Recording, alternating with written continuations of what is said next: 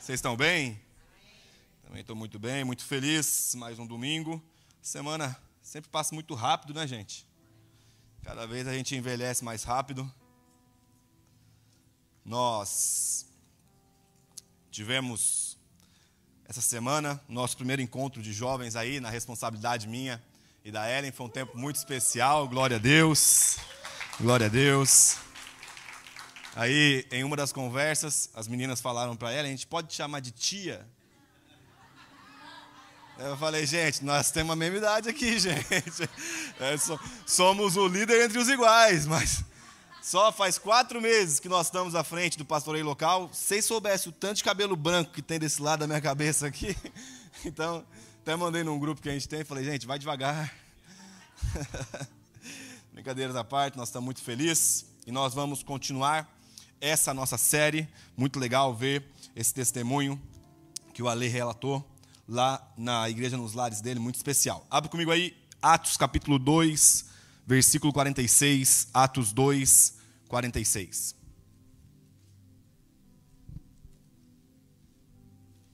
Atos capítulo 2, versículo 46. Um dos textos que nós lemos bastante na série sobre igreja. Eu queria abrir esse momento de reflexão com ele também. Atos 2, 46.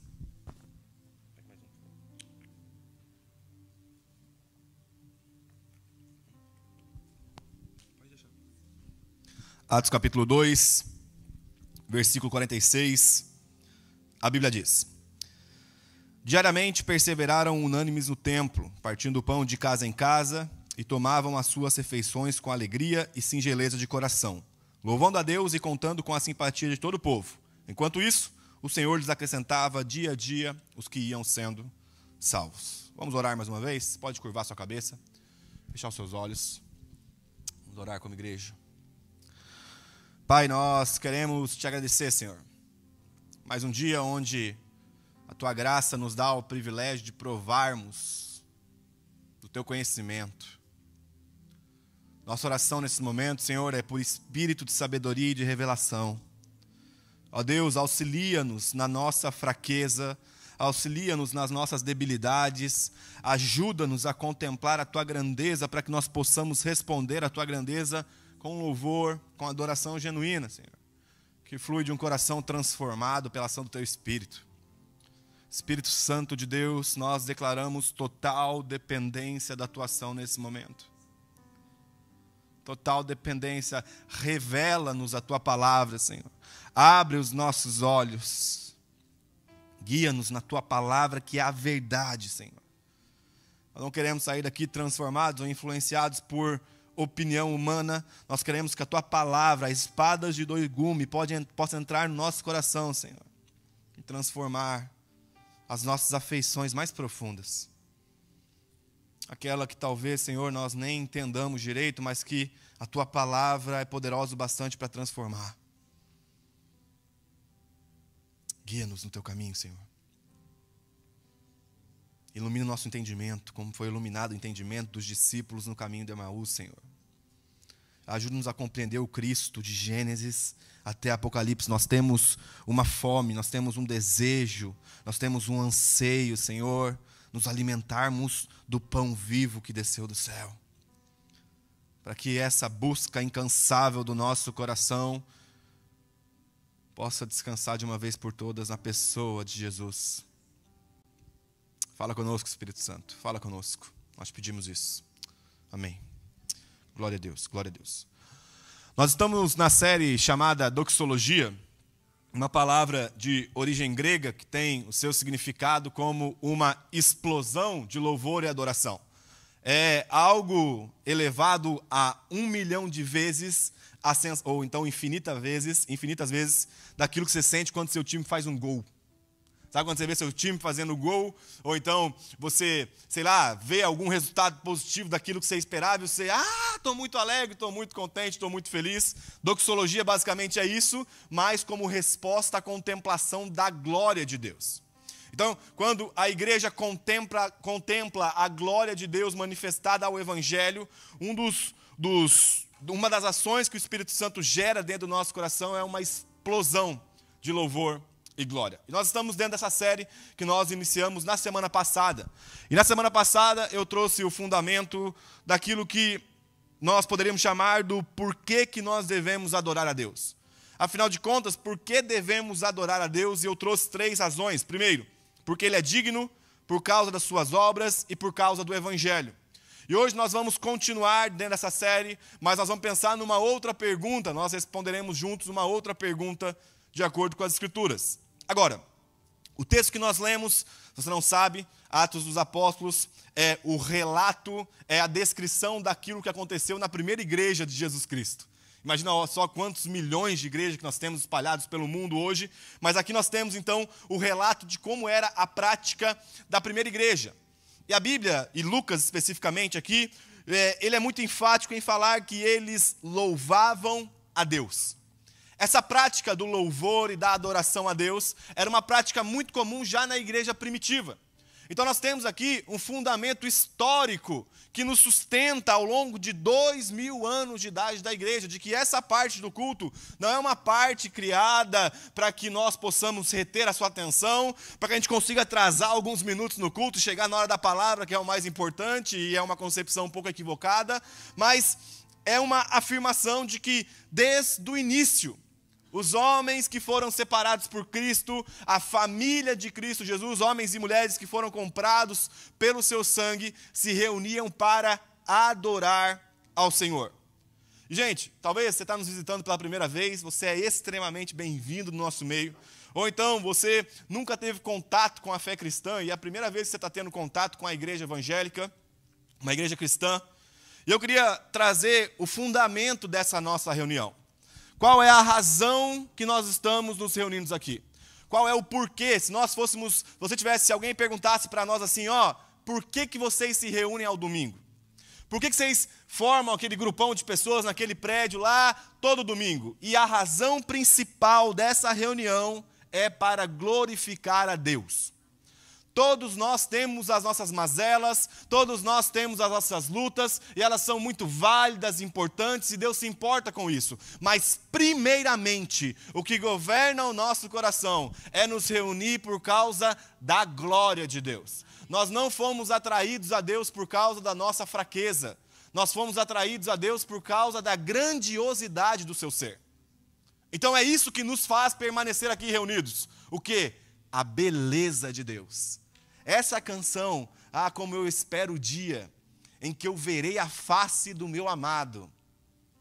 Como eu espero o dia em que a alegria estará completa. É basicamente uma canção profética que nós declaramos todos os dias, constantemente diante de Deus. Ei, Senhor, nós temos um anseio, contemplar a tua face. Contemplar a tua beleza, porque isso satisfaz o nosso mais profundo anseio como seres humanos. Hebreus capítulo 13, versículo 15, se você quiser anotar aí, você faz bem. Hebreus 13, 15, a Bíblia diz: por meio de Jesus, ofereçamos a Deus sempre sacrifício de louvor, que é o fruto de lábios que confessam o seu nome.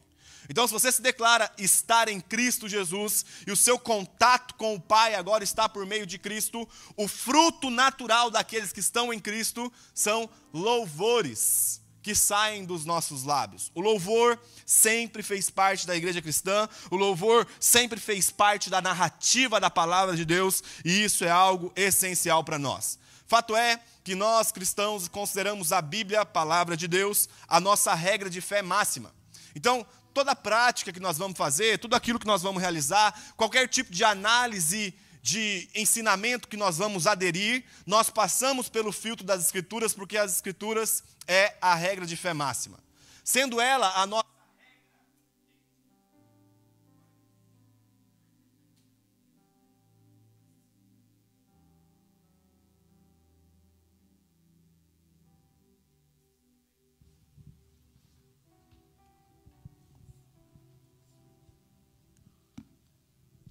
voltou, glória a Deus. Sendo a Bíblia a nossa regra de fé máxima, nós precisamos segui-la, até mesmo no que diz respeito ao louvor e à adoração. Um dos exemplos que eu mais gosto de usar, para deixar mais palpável isso daqui, é para aqueles que querem no caso do marido, da esposa, né, dá um presente para a esposa ou a esposa dá um presente para o marido. Uma das coisas mais generosas que existe dentro de uma relação entre pessoas, no sentido geral, é podermos presentearmos uns aos outros. É você chegar com algo, uma lembrança, uma roupa, um dinheiro, sei lá o que for, e você falar, eu quero te presentear com isso, é um presente que eu estou dando a você. Mas, ao mesmo tempo, essa postura pode ser uma postura egoísta. Porque imagina só, a Ellen, ela se sente amada, a Ellen é minha esposa, ela se sente amada de uma forma específica. Não adianta eu dar um presente para Ellen de acordo com a minha concepção de presente, porque eu não estou me presenteando. Eu estou presenteando a Ellen. Então, muitas das vezes, a gente gasta tempo, dinheiro fazendo algo que a outra pessoa não se sente amada.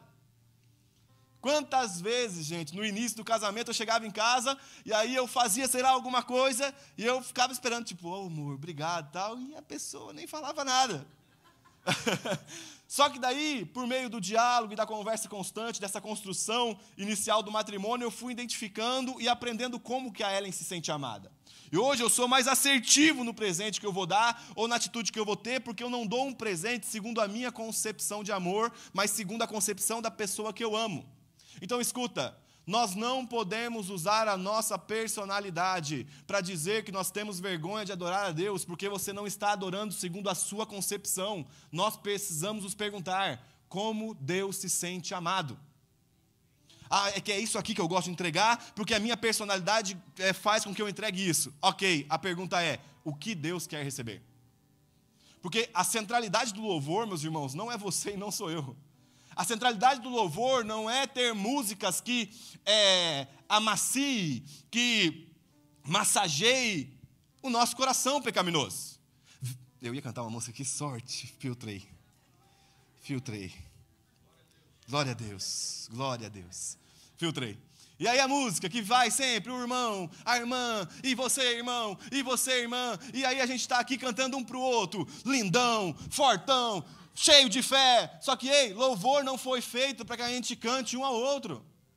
Louvor é algo direcionado a Deus. Então, se for para proclamar as excelências de alguém no nosso meio, precisa ser algo proclamado a Deus. E não conforme nós queremos entregar. Mas a pergunta é, como ele deseja receber essa adoração? Qual é a postura que ele espera de mim como crente, revelado na palavra de Deus, que me chama a essa responsabilidade de amá-lo, eu não gosto de usar esse termo, mas na linguagem que Deus quer receber dentro do coração dele. Porque talvez você está fazendo algo hoje, você fala, não, aqui eu estou amando a Deus, a questão toda é, será que Deus se sente amado dessa forma? Mas a boa intenção já vale, se não vale para sua esposa, vai valer para Deus? Se não vale para você, marido, vai valer para Deus? Por que Deus tem que se condicionar às nossas fraquezas? Por que Deus tem que se condicionar com a nossa personalidade, que foi muito, gente, afetada por conta do pecado? Então, a pergunta que nós vamos responder hoje aqui é, como devemos adorar a Deus? Como devemos adorar a Deus? Na semana passada, se não assistiu, está gravada lá no YouTube, nós respondemos a pergunta, por que devemos adorar? E hoje nós vamos falar sobre o como, isto é, a forma de adorar a Deus. Abre comigo aí Salmos 92, versículo 1. Salmos 92, 1.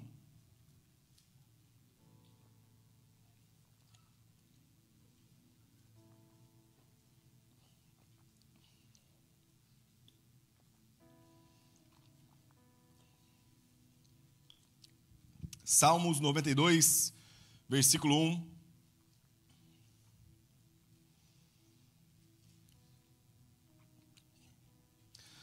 A Bíblia traz o nosso primeiro fundamento dessa pregação. A Bíblia diz, bom é render graças ao Senhor e cantar louvores ao teu nome. Ó Altíssimo, anunciar de manhã a tua misericórdia e durante as noites a tua fidelidade, com instrumentos de 10 cordas, ao som de lira, com solenidade da harpa. Pois me alegraste, Senhor, com os teus feitos, exultarei nas obras das tuas mãos, como são grandes, Senhor, as tuas obras. Os teus pensamentos são profundos. Salmo 66, versículo 8. Um pouquinho para trás. A Bíblia diz, bendigam, ó povos, o nosso Deus, façam ouvir a voz do seu louvor. A primeira resposta que nós temos aqui, então, de como devemos adorar a Deus, é que nós devemos adorar a Deus por meio de canções e expressões corporais.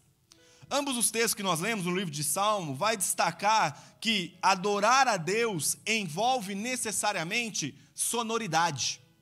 Adorar a Deus envolve necessariamente vozes, instrumentos e palmas. E logicamente que nós cremos também, de acordo com a prática dos monges antigos que se separavam para ficar em silêncio e adoração a Deus, nós cremos que sim, o silêncio pode ser uma expressão de adoração a Deus. Mas só o silêncio não é uma expressão de adoração a Deus. Toda a Escritura está permeada de louvor a Deus que envolve exultação, exaltação e também bendizer a Deus. Você nunca vai bendizer alguém assim, ó. Não. Geralmente você fala, poxa, o fulano de tal, ele é muito excelente no trabalho que ele faz. Poxa, o fulano de tal fez tal coisa, isso é muito nobre. O fulano de tal conseguiu vencer tal pecado, isso foi muito importante. E por que quando estamos diante de Deus, nós permanecemos totalmente silenciosos? Repito, a nossa personalidade, muitos de nós somos introspectivos, e eu, gente, apesar de estar ministrando, eu sou um pouco tímido, eu sou um pouco introspectivo.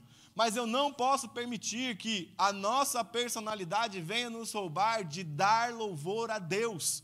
Eu não estou pedindo aqui para que a gente venha sair correndo, enfim, se Deus te mover a isso, seja livre, em nome de Jesus, mas ao menos abrir a sua boca e falar, Pai, eu te amo.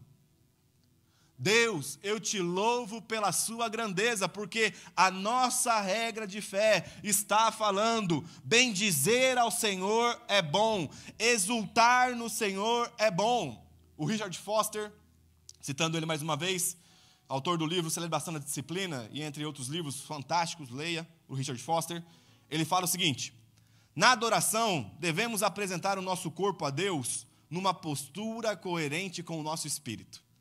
Olha isso, gente. Na adoração, nós devemos apresentar o nosso corpo a Deus numa postura que é coerente com o nosso espírito. Ficar em pé, bater palmas, dançar, levantar as mãos, levantar a cabeça, são posturas coesas. E o espírito de louvor, permanecer imóvel, desalentado, simplesmente não é adequado para o período de louvor. Ajoelhar-se, curvar-se a cabeça, prostrar-se são posturas adequadas ao espírito de adoração e de humildade. Meus irmãos, no céu não vai ter ninguém arrogante. Diante do Senhor, ninguém vai permanecer com o queixo levantado. Porque ao contemplar o Senhor, é como se fosse um movimento natural do Espírito Santo, que ao contemplarmos, a primeira coisa que a gente faz é se curvar.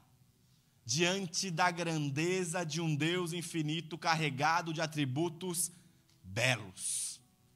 Que diante da contemplação desse Deus, a primeira coisa que o nosso corpo faz, e pasmem, o nosso espírito faz é se curvar, porque Ele é digno. É como se fosse o publicano que entra no templo, e Jesus usa isso para contar de exemplo, e a Bíblia fala que o publicano entra no templo batendo no peito, e ele não tinha capacidade de levantar a cabeça. Tamanha consciência da grandeza do nosso Deus. A indiferença no louvor e uma postura ereta sempre traz uma posição de confiança. Só que aí, meus irmãos, aqui não é a empresa para você manter-se como um líder muito forte. Aqui não é o lugar onde você vai, talvez, sustentar, nós vamos, e eu me coloco nisso, uma postura arrogante, pecaminosa. Aqui não é onde a gente vai mostrar que a gente é durão, e nem durona. Aqui é o lugar onde a gente vai permitir que o nosso espírito mova o nosso corpo, e diante de Deus, todo o espírito se dobra.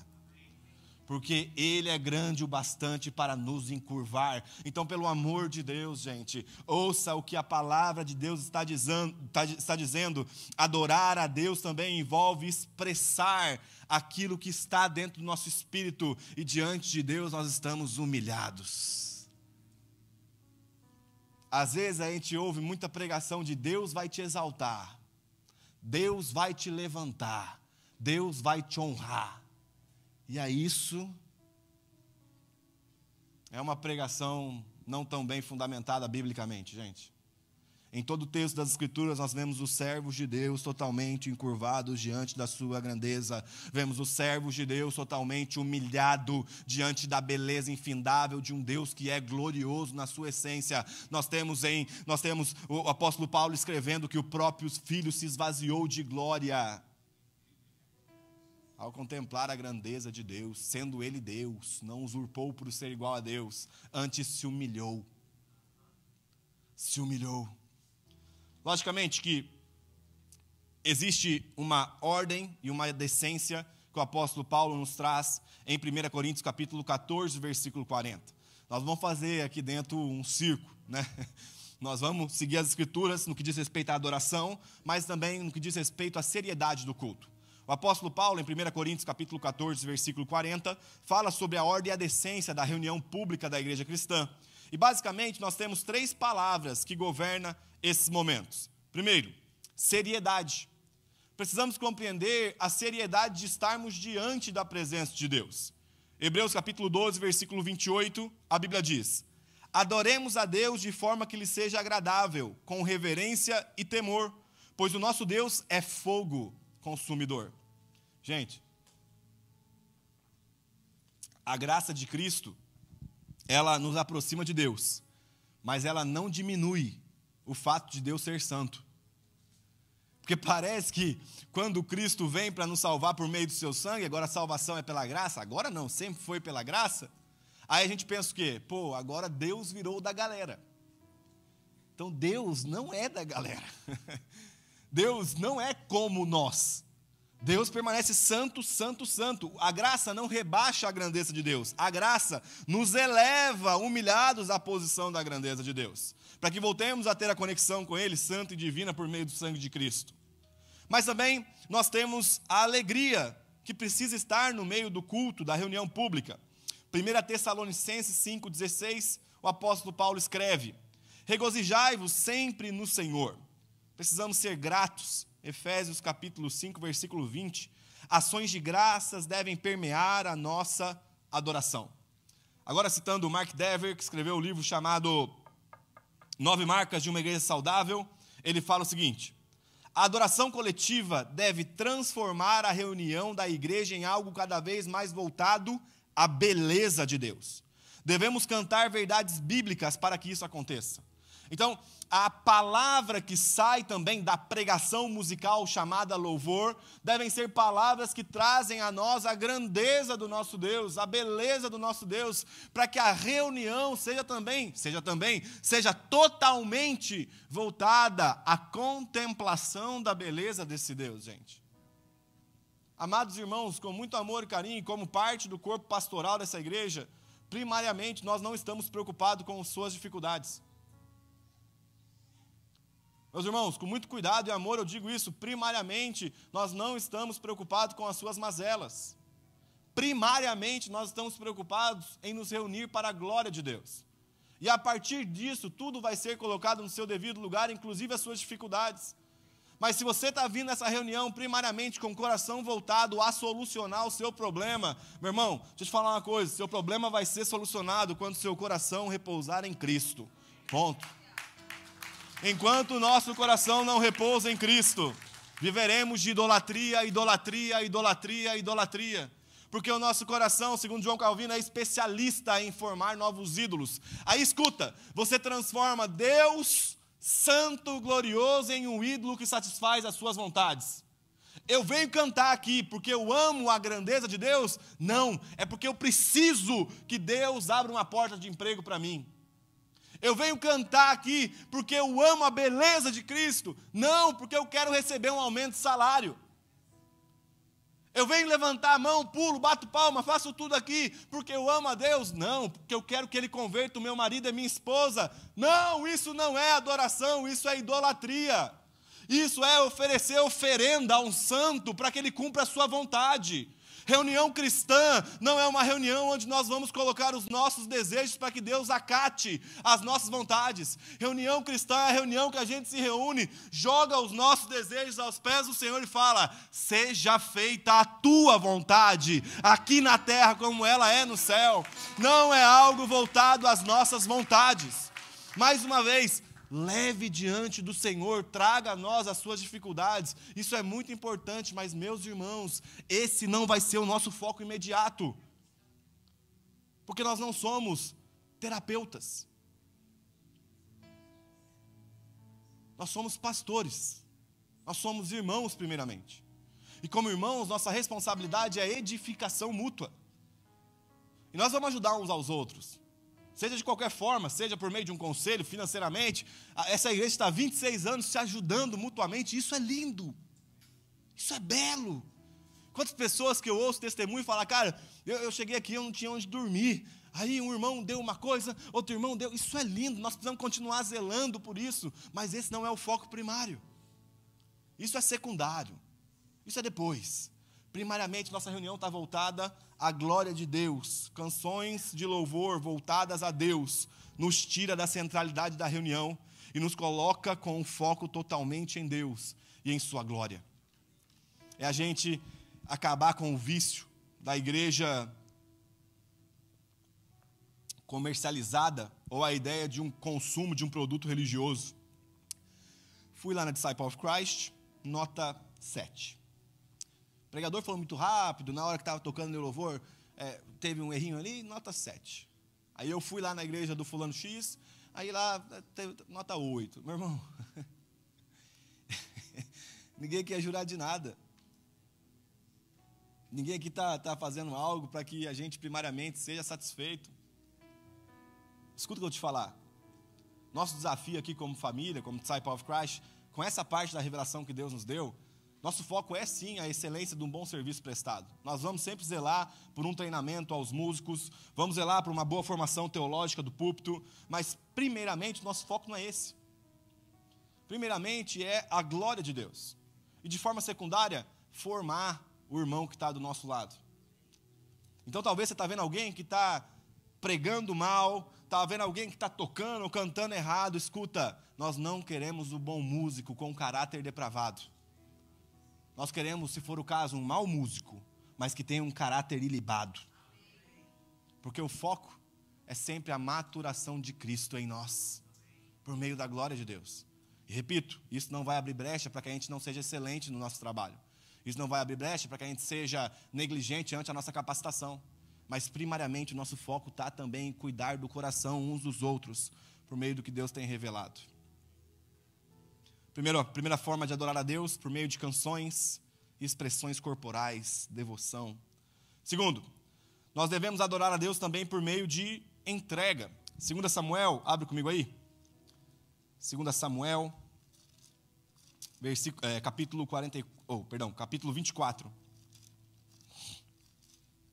2 Samuel 24, 18.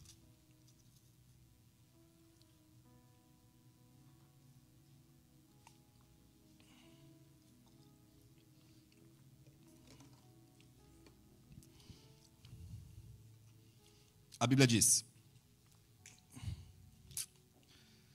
naquele mesmo dia, Gade foi falar com Davi e lhe disse: vá e edifica um altar ao Senhor na eira de Araúna, o Jebuseu. Davi foi segundo a palavra de Gade, como o Senhor lhe havia ordenado. Gade era um profeta, gente. Araúna viu do alto que o rei e os seus homens vinham ao seu encontro, e saiu e se inclinou diante do rei com o rosto em terra e perguntou: por que o rei, meu senhor, vem até este seu servo?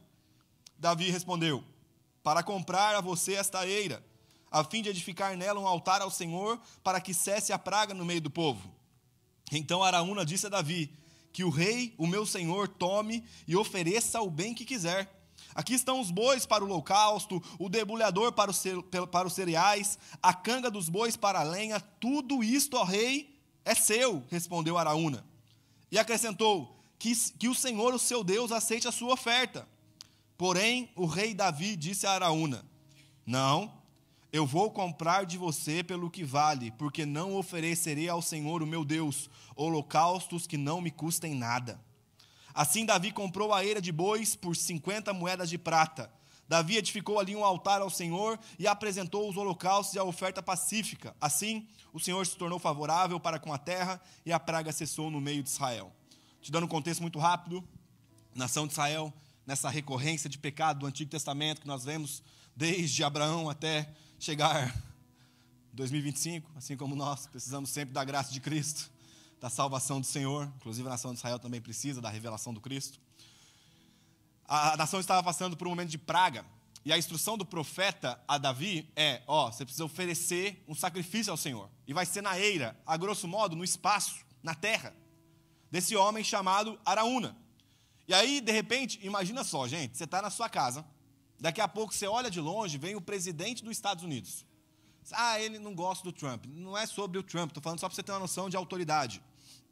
Vem o presidente dos Estados Unidos e fala, eu queria usar esse espaço aqui do seu quintal para fazer uma reunião solene, fazer alguma coisa que seja no aspecto patriota. Pô, cara, usa aí. Imagina, né? Isso aqui tudo é a terra dos Estados Unidos, né? Não é minha imediatamente. Mas é só a forma que se ofereceria isso. E o rei Davi, guardada na sua autoridade de rei, poderia muito bem se beneficiar dessa posição. Chegar lá e falar, Araúna, a partir de agora, adivinha, essa terra é minha.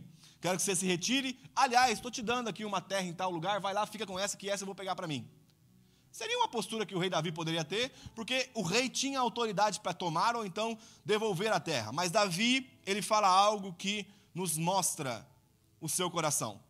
Versículo 24 e 25. Porém o rei disse a Araúna, não, eu vou comprar de você pelo que vale, porque não oferecerei ao Senhor, o meu Deus, holocaustos que não me custem nada.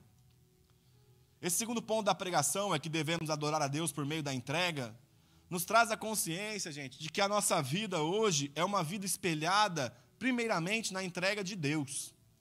Escuta, qualquer aspecto de generosidade que nós temos, seja uns com os outros, ou então no meio da comunidade local, não está primariamente vinculada à nossa prosperidade ou à nossa falta. Está vinculada no ponto de que um dia nós contemplamos a beleza de um Deus que entregou. João capítulo 3, versículo 16, o texto dos evangélicos, a Bíblia diz, porque Deus amou o mundo de tal maneira que entregou o seu Filho unigênito para todo aquele que nele crê, não pereça, mas tenha a vida eterna. Jesus, quando estava caminhando aqui na terra, ele falou o seguinte, João capítulo 15, versículo 13, ninguém tem amor maior do que esse, do que dar a sua própria vida pelos seus amigos. O que Davi está fazendo ao falar, eu não ofereço a Deus um sacrifício que não me custe, eu não posso entregar algo para Deus que não vai me custar, porque para Ele sempre custou algo.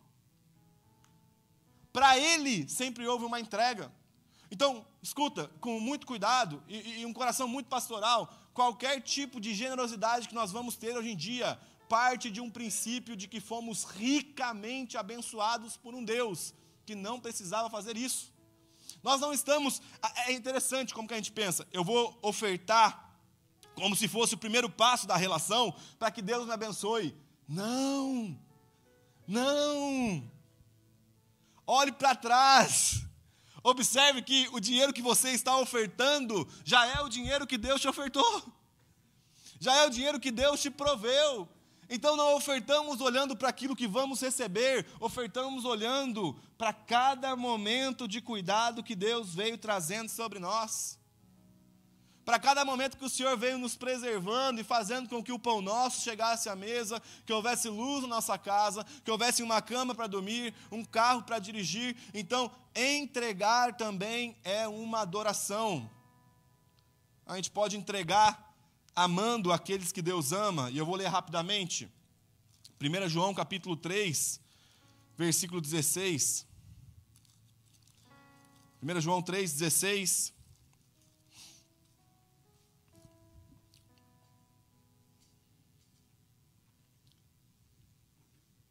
A Bíblia diz, nisto conhecemos o amor, que Cristo deu a sua vida por nós.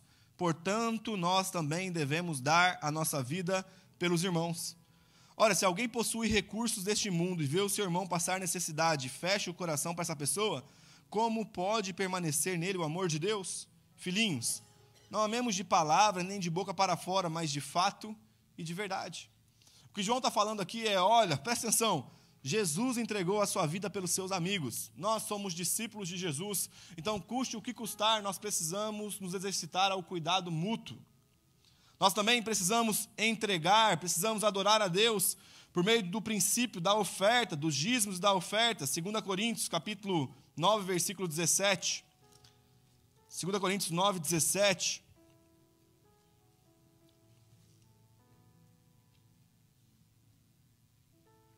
Perdão, 2 Coríntios 9, 7. Desculpa, perdão, gente. Paulo escreve: cada um contribua conforme propôs no seu coração, não com tristeza ou com necessidade, porque Deus ama quem dá com alegria. Deus pode tornar abundante em vocês toda a graça, a fim de que, tendo sempre tudo ampla suficiência, vocês sejam abundantes em toda boa obra, como está escrito: distribuiu, deu aos pobres a sua justiça, permanece para sempre. E Deus, que dá semente ao que semeia e pão para o alimento, também suprirá e aumentará as sementes e multiplicará os frutos da justiça de vocês. Assim vocês serão enriquecidos em tudo, para toda a generosidade, a qual, por meio de nós, resulta em orações. Porque o serviço desta assistência não só supre a necessidade dos santos, mas também transborda em muito as orações de gratidão a Deus. Na prova deste serviço, eles glorificam, adoram a Deus pela obediência da confissão que vocês fizeram ao Evangelho de Cristo e pela generosidade com que vocês contribuem para eles e para todos, enquanto eles oram por vocês com grande afeto por causa da extraordinária graça que foi dada a vocês. Graças a Deus pelo dom indescritível. Quando nós estamos ofertando e dizimando, também estamos honrando e adorando a Deus.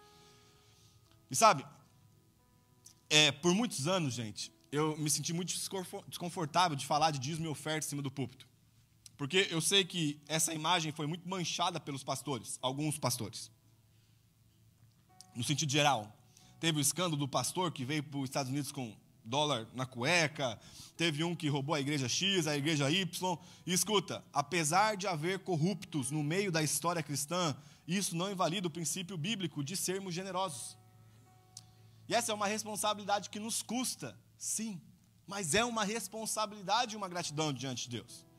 Então, eu queria muito encorajar você que tem dificuldade com isso a fazer esse exercício de gratidão. Contribuir por alegria, contribuir por felicidade, porque isso também é um ato de adoração. Tiago, capítulo 1, versículo 27, nós temos essa última forma de adorar a Deus por meio de uma entrega. Tiago 1, 27.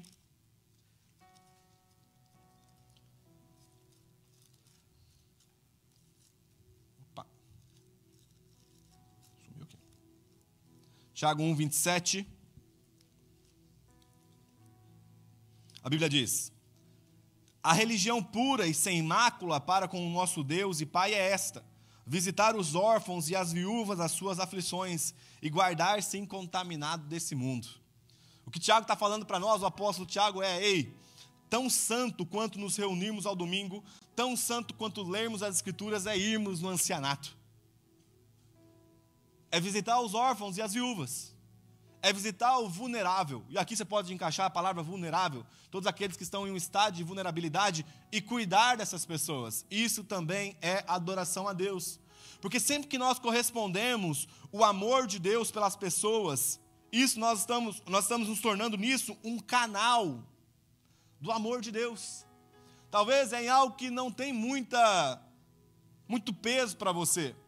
Mas às vezes você chega lá com uma gelatina no ancianato e você entrega para um senhor, para uma senhora que há anos não recebe nem um aperto de mão digno de ser olhado nos olhos. E ele se sente amado. E no final ele fala: cara, glória a Deus pelo seu abraço. Isso também resultou em adoração a Deus. Então nós não podemos também ter uma visão exclusivista de que a adoração a Deus se reduz somente ao levantar de mãos, mas a adoração a Deus é serviço prestado a Deus, com um coração íntegro, apesar das nossas falhas. Uma das coisas que o Senhor tem me ferido é com uma pergunta que eu queria expressar para vocês aqui. Como que a gente consegue declarar a Deus, como que nós conseguimos declarar amor a Deus com toda a nossa vida, se às vezes a gente negligencia questões básicas da adoração? Sabe, gente, eu tenho medo de na nossa no nosso julgamento, não para a salvação, porque em Cristo somos salvos, mas quando a gente for fechar a conta diante de Deus, Deus falar assim: você cantou que a sua vida era minha, você falou que me amava acima de todas as coisas, você disse que tudo que você tinha era meu. Só que daí agora, olhando para o extrato da sua vida, na agenda, você tinha mais tempo para o trabalho do que para mim. Você mais amou as coisas desse mundo do que a mim. E aí existe talvez em nós, em mim, Leonardo, primeiramente, um espírito de hipocrisia, onde a teologia cantada, onde a fé cantada não dialoga ou não é coerente com a fé vivida. Existe uma ruptura enorme entre aquilo que nós falamos e aquilo que nós vivemos. Nesse caso, meus irmãos, nós estamos sendo mentirosos. Lógico que nós cantaremos até que isso se torne uma verdade dentro de nós, mas também envolve uma postura perseverante e coerente. De eu tenho dificuldade em amar o próximo, eu vou me esforçar esse ambiente de amor ao próximo até que o meu coração se volte a cuidar daqueles que Deus ama, que seja cuidado.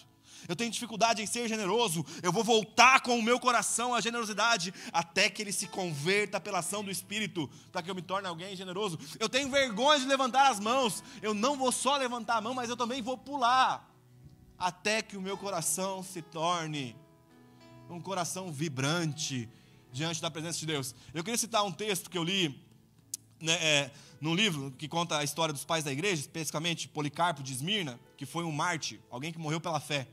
E ele fala o seguinte: ele morreu queimado, mataram ele queimado por causa da fé. Sim, na história da igreja já aconteceu coisas horríveis. Mataram os nossos irmãos, queimado, por conta da fé no nosso Senhor.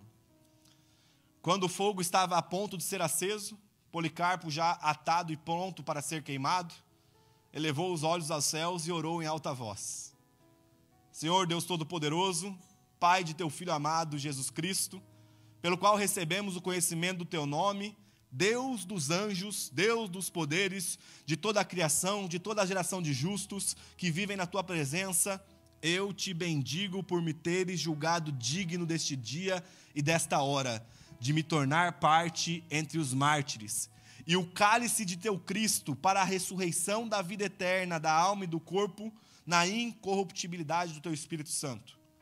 Com eles, possa eu ser admitido à tua presença como um sacrifício agradável, como tu preparaste e manifestaste de antemão e como realizaste. Ó Deus, sem mentira, ó Deus de verdade. Por isso, e por ti, e por todas as outras coisas, eu te louvo, te bendigo e te glorifico pelo eterno e celestial sacerdote Jesus Cristo, teu Filho amado, pelo qual seja dada glória a ti como ele, ou melhor, com ele e pelo Espírito Santo, agora e pelos séculos futuros. Quando ele estava amarrado então para morrer, a história conta a história conta que ele faz essa oração de adoração, agradecendo pelo privilégio de morrer queimado pelo nome de Cristo. Ô, gente, parece que viveu em outro mundo, né, cara? Não se encaixa. Não tem como, cara, a gente pensar isso. Meus irmãos, nós temos preguiça de chegar na hora do culto. Nós estamos falando de um cara que, ao ser queimado vivo, ele canta uma coisa: obrigado pelo privilégio de compartilhar do sofrimento de Cristo. Que Bíblia esse cara leu? Que evangelho que ele ouviu que está nos distanciando tanto? E considerando a fé cristã como uma fé cômoda, confortável, enquanto os nossos irmãos entregaram a vida pelo nome de Cristo, morreram queimados. Gente, a história conta, o Franklin Ferreira conta, num livro chamado a Igreja Cristã na História, ele conta que ele foi elevado, o Policarpo foi elevado, e aí o soldado, ao terminar a oração, tinha o direito das últimas palavras, colocou fogo, e na hora que colocou fogo, bateu um vento, e o vento começou a empurrar a chama, e aí não queimava de uma vez. Isto é, o fogo não cessava o sofrimento, prolongou o sofrimento daquele homem ao ponto do fogo subir devagar, porque quanto mais o vento batia, mais a chama era afastada e menos queimava o corpo. Porque numa dessa, meu amigo, o melhor que acontece com a gente é, queima de uma vez. acaba com o sofrimento de uma vez. E a história conta que enquanto o fogo era afastado pelo vento, Policarpo continuava: glória a Deus em nome de Cristo Jesus, glória a Deus em nome de Cristo Jesus, ao ponto do soldado não aguentar o louvor de Policarpo e colocar uma lança no peito dele para que ele morresse de uma vez. Nós estamos falando de alguém que proclamou a fé, gente, no Cristo que nós cremos. O que nos custa adorar a Deus genuinamente, gente? Não tem nenhuma arma apontada na nossa cabeça, meus irmãos. Nossas cadeiras são confortáveis. O som é bom, nós temos um bom teclado, nós temos um bom microfone. Meus irmãos, irmãos morreram pela nossa fé. Cara, o que é adoração? O que é adoração, sabe? Às vezes eu me questiono, estou adorando a Deus diante de uma atitude de um cara como esse, que ao ser queimado vivo, onde está a família de Policarpo? Não sabemos. Não temos relato na história. O que aconteceu com a mãe de Policarpo? Com o pai? Não sabemos. Sabemos o que aconteceu com os parentes? Não sabemos. A história não conta. O lance todo aqui no final, não houve nenhum murmúrio, não houve nenhuma palavra de maldição, houve glórias a Deus, porque ele compreendeu que realidade cristã, sucesso cristão não corresponde àquilo que nós podemos receber debaixo desse sol, mas àquilo que nós receberemos na eternidade. Para eu terminar, último ponto. Como devemos adorar a Deus? João capítulo 4, versículo 20. Só lembrando, nós devemos adorar a Deus por meio de louvor, canções, expressões corporais, adorar a Deus por meio da entrega. E esse último ponto, João, capítulo 4. Devemos adorar a Deus em espírito e em verdade. João 4:20 é o tema, é o texto da discussão de adoração na Bíblia. Já estou terminando. A Bíblia diz, João 4:20, discussão de Jesus com a mulher samaritana. Nossos pais adoravam neste monte, mas vocês dizem que é em Jerusalém o lugar onde se deve adorar.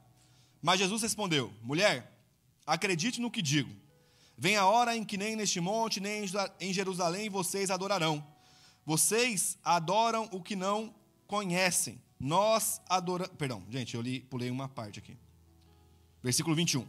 Jesus respondeu: mulher, acredite no que digo. Vem a hora em que nem neste monte e nem em Jerusalém vocês adorarão ao Pai. Vocês adoram o que não conhecem. Nós adoramos o que conhecemos, porque a salvação vem dos judeus. Mas vem a hora, e já chegou, em que os verdadeiros adoradores adorarão o Pai em espírito e em verdade, porque são esses que o Pai procura para ser os seus adoradores. Deus é espírito, e é necessário que os seus adoradores o adorem em espírito e em verdade. Existe uma enorme discussão teológica, histórica, em torno desse texto, sobre o que significa adorar em espírito e em verdade, mas eu quero tomar a clássica, porque não é o tempo de discutir sobre isso aqui. A pergunta grande que vem aqui é: onde vamos adorar a Deus? Vamos adorar a Deus lá na conferência X? Vamos adorar a Deus no prédio Y? Vamos adorar a Deus no prédio, sei lá, no tal lugar, no culto de domingo e tal e tal. E imagina só Jesus com aquela mulher. E aí Jesus com aquela mulher ali de pé, e eu vou pedir só para... Fica de pé um pouquinho, por favor, nega. E aí imagina então que a Ellen fosse a samaritana, vira aqui, por favor. E aí houvesse a pergunta, né? Onde? É lá, é lá, é lá. E Jesus diante dela fala assim, ó, não é lá, não é lá, não é lá. O Pai está procurando agora pessoas que vão adorar em espírito e em verdade. Mas você quer saber o lugar? O Pai está procurando pessoas que vão adorar aqui. Agora já não é mais sobre o lugar onde você está, mas qual é o estado do seu coração. Como você adora a Deus aqui. O centro religioso da humanidade, o coração humano. Onde os ídolos são levantados e onde os ídolos são derrubados. Então não é lá, não é lá. Deus está preocupado com isso daqui. Deus está preocupado com o seu coração e esse é o foco da transformação do Espírito Santo. Ele não está falando, ele não está falando que vai ser em um lugar específico, ele está falando, nós vamos ter corações transformados. para que a adoração genuína flua de um coração genuinamente transformado e não seja algo somente performático. Não seja algo somente de pular, cantar, mas um coração não está transformado de fato. Porque existem os dois extremos. Aquela pessoa apática, mas aquelas pessoas que também é só performática. Não flui de um coração genuíno, flui de estímulos sensoriais, das luzes, da música. Tem um dia que a gente estava num DNA, lá na família de Zascope, chamava DNA, o que nós chamamos de igreja nos lares aqui. Aí tem uma irmã muito querida nossa, chamada Elisama. A Elisama é do norte. E em uma das ocasiões, o Douglas tinha ido ministrar no Amazonas. E aí ele trouxe um pote de açaí. Mas, meus amigos, aquele verdadeiro. Aquele que deixa a boca roxa. O povo come com peixe. Aí, ele chegou com o açaí lá e falou, ó, gente, no final tem açaí, hein? Putz, imagina uma reunião de jovens. Galera, opa, açaí e tal. E aí o Douglas falou, é aquele verdadeiro, do Amazonas. Aí a galera deu aquela desanimada. Porque falou, ah, não, daí é muito forte. Hã? Não tem o xaropinho de Guaraná, não tem açúcar, é muito forte e tal. Aí eles amam, meus amigos. Aconteceu uma doxologia no coração dela. O quê? Você trouxe o açaí? Não sei o quê. Não, eu vou fazer para vocês no final. Eu vou mostrar como é que é bom. Aí todo mundo, tá bom, beleza, tal. Meu amigo, na hora que acabou, eles amam, gente, glória a Deus, muito obrigado. Vou lá comer o açaí. E aí, ela foi lá e começou a preparar o açaí. E falou, gente, vocês não sabem como é que isso aqui é bom. Gente, vocês não têm noção como é que isso aqui é bom. Gente, isso aqui vocês vão experimentar e todo mundo, não, a gente não quer não. A gente não quer e a galera foi dispersando na casa. Daí, na ocasião, a Elisama falou, ninguém quer? Não. Encheu o copo, meu amigo, foi até feio. Encheu o copo. Ela sentou no cantinho da sala, onde a gente estava jogando, e ela começou a comer, meus amigos. Meus amigos, a menina gemia. Meu Deus. Esse é o verdadeiro. Ah, que delícia. Meu Deus, nós jogando aqui e a gente escutando as expressões de afeição dela pelo açaí. E ela, meu Deus, isso aqui que é o de verdade. E daqui a pouco os irmãos falaram assim, quer saber? Deixa eu experimentar isso aí, vai. Deixa eu experimentar. Aí ela ali, e aí começou a fazer fila, deixa eu experimentar. Dá um pouquinho aí, deixa eu experimentar, dá um pouquinho. E na ocasião eu lembro que nós todos fomos ministrados. Ministrados a pensar a forma que nós estamos mostrando a nossa satisfação em Deus. Porque parece que quando nós estamos falando de Deus, nós estamos falando de um xarope amargo. Quer? É Deus. Gostoso. Bom. Toma mais um pouquinho. Você já faz aquela cara de café ruim? Delícia, toma. Isso não é louvor e adoração, gente. Louvor e adoração é quando alguém olha para você que está plenamente satisfeito em Deus e a pessoa fala, cara, deixa eu provar isso, porque evangelismo não é só o que sai da nossa boca, evangelismo é também o lugar onde nós estamos satisfazendo os nossos anseios mais profundos. Se você não se satisfaz em Deus, as pessoas podem te olhar como um referencial de tudo, menos de uma busca genuína por quem Deus é. Então essa é a grande questão, meus irmãos. Quando a gente se reunir, a gente tem que ficar, ai que delícia, isso é muito bom, isso satisfaz o anseio mais profundo do meu coração, isso é doce para a minha vida, isso acalma o meu ser, isso faz com que as minhas emoções sejam estabelecidas, isso faz com que as minhas afeições sejam transformadas, para que no momento em que seu filho olhar para você, ele vê alguém mais feliz quando está adorando a Deus do que quando está olhando o aplicativo no banco do celular. Esse é o ponto, gente. Como que você está lembrando o seu cônjuge? Quando o seu cônjuge olha para você, ganhei $100, para adorar a Deus, ele não te vê cativado assim. Não se impressione se em algum momento seu filho se desviar, porque se nem você demonstrava satisfação nesse Deus, por que ele vai buscar? Por que ele vai buscar? Meu sogro tem 3 filhos, contando com a Ellen.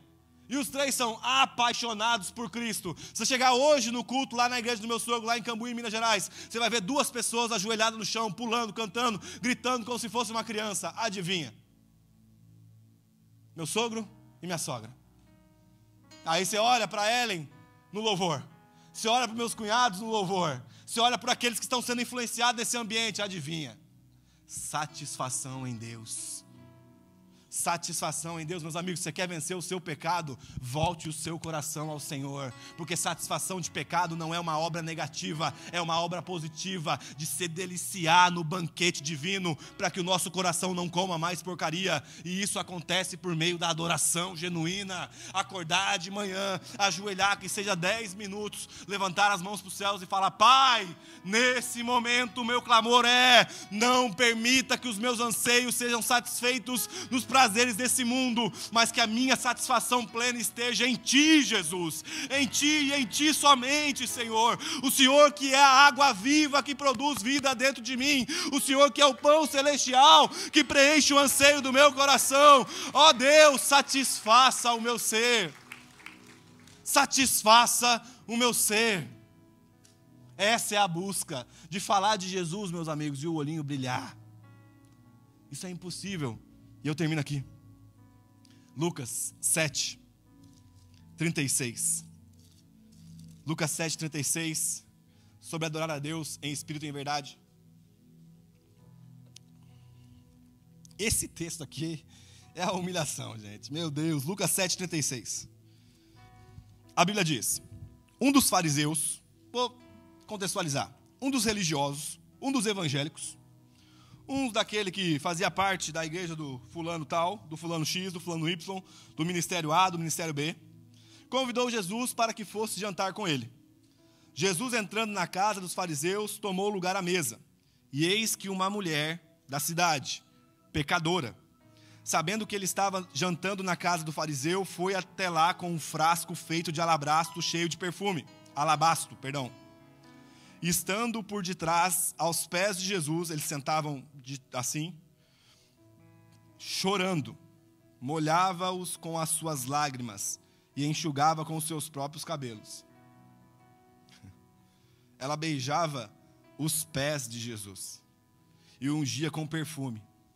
Ao ver isto, o fariseu que havia convidado disse consigo mesmo: o evangélico, o protestante, o reformado, o pentecostal: se este homem fosse um profeta, bem saberia quem é e que tipo de mulher é essa que está tocando nele, porque é uma pecadora. Jesus dirigiu ao fariseu e lhe disse: Simão, eu tenho uma coisa para lhe dizer. Ele respondeu: diga, mestre. E Jesus continuou: certo credor tinha 2 devedores. Um lhe devia 500 denários e outro devia 50. E como eles não tinham com que pagar, o credor perdoou a dívida de ambos. Qual deles, portanto, o amará mais? Simão respondeu: penso que aquele a quem mais perdoou. Jesus disse: você julgou bem. E voltando para a mulher, Jesus disse a Simão: você está vendo essa mulher? Quando eu entrei aqui em sua casa, você não me ofereceu água para lavar os pés. Essa, porém, molhou os meus pés com as lágrimas e o enxugou com seus cabelos. Você não me recebeu com um beijo na face. Ela, porém, desde que entrei, não deixou de me beijar os pés. Os pés, gente. Naquela época não tinha tênis. Naquela época era chinelo aberto, gente. Você não ungiu minha cabeça com óleo, mas esta com o perfume ungiu os meus pés.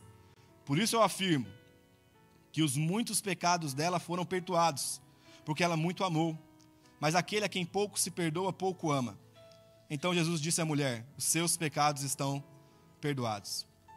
A adoração, gente, não performática, não somente corporal, é aquela adoração que flui de um coração genuinamente transformado, que entende o seguinte: eu não merecia.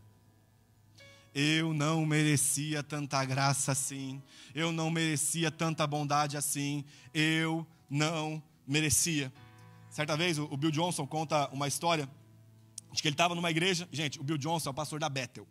A Bethel, em nível de expressão corporal, é assim, ó, nível biggest. Maiorzão, assim, mais top. Aí, vocês viram, né? O pessoal do inglês aí tá rolando, gente. Né? Nós estávamos conversando sobre isso lá na nossa igreja no lar. Beleza. Aí, tinha uma mulher assim, ó, no chão. E aí o Bill Johnson estava para pregar ali na onde que ficam os pastores. A mulher chorava, e gritava, e pulava. E, meu Deus, e adorava a Deus ali e tal. E o Bill Johnson, que é da cultura da Bethel, um dos formadores, ficou observando e ele deu uma escandalizada. Ele ficou assim: cara, precisa de tudo isso? E ele conta no livro que ele ficou pensando no coração. Pensando no coração. Daqui a pouco a Heidi Baker, que é uma das pessoas também que tem um trabalho missionário muito forte, chegou nele, deu um cutucão e falou, tá vendo essa mulher? Liberta de 30 anos de prostituição. Essa é a alegria dela conhecer o noivo verdadeiro. Ah, cara. Gente, quando a gente conhece o noivo verdadeiro, gente, não tem como a gente permanecer apático.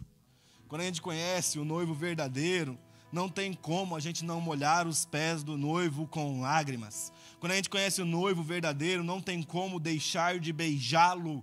Não tem como de adorarmos e ansiarmos pela tua face, porque o noivo verdadeiro nos perdoou gratuitamente. Perdão esse que nenhum de nós merecíamos. E agora fomos agraciados com essa bondade. Como ficar indiferente diante daquele que pagou a nossa maior dívida? Não tem como. Por isso que adorar em espírito e em verdade é corresponder a uma coisa: a graça, a bondade do evangelho, a grandeza de um Deus que nos ama. E a gente só volta para Ele e fala, eu também te amo. Eu também te amo. Eu também te amo, Senhor. Eu me encurvo diante da sua grandeza porque eu também te amo. Eu também te amo. E os nossos filhos começam a perceber que eles não são mais amados nessa casa. Tão amados no sentido de que os maiores amores, a nossa esposa começa a perceber que ela também não é o maior amor da casa. O nosso trabalho entende também, você não é o nosso maior amor. O nosso maior amor é o Senhor. A minha esposa tem a posição importante, o meu filho tem a posição importante, o trabalho tem a posição importante. Mas o que governa e domina o meu coração, o que me inflama todos os dias, é a beleza de um Deus que me amou enquanto eu não merecia. É a beleza de um Deus que derrama graça sobre graça todos os dias. Repito, enquanto nenhum de nós merecia. É a beleza de um Deus que prometeu a eternidade de gozo e prazer ao lado dele, enquanto nenhum de nós merecíamos. É a loucura da pregação do evangelho que condenou a Cristo para que nós, os condenáveis, fosse justificado pela graça mediante a fé. Meu irmão, se você está aqui nesse lugar, você pode levantar a mão e falar, Deus, eu te amo. É porque antes disso houve um preço pago por você, o preço do sacrifício de Cristo. Como ser apático diante disso? Como? Não é possível, cara. Não tem como, gente. É sério. Assim, ou somos crente, ou não somos crente. Ou somos crentes, ou estamos perdendo tempo, gente. Não tem como, cara. Não tem como você estar diante do Senhor e ser como um fariseu religioso. Está vendo fulano de tal? Eu sei como é que está a vida dele. Gente, ok. Nós estamos diante de Deus. Nenhuma vida aqui é mais atrativa do que a vida de Deus. Por isso que os nossos olhos se voltam a Deus.